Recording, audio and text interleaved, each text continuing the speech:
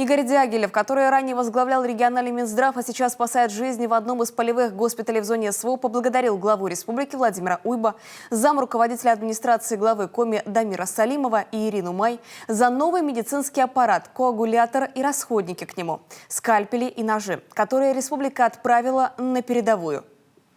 Нам привезли абсолютно новый, такой южнокорейский, вот такой вот коагулятор. И к нему масса расходки.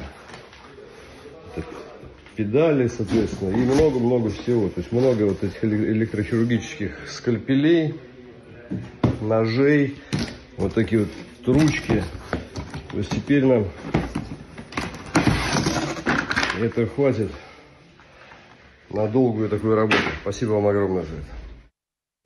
Напомню, в мае этого года руководитель Минздрава Коми Игорь Дягилев принял решение уйти добровольцем на фронт.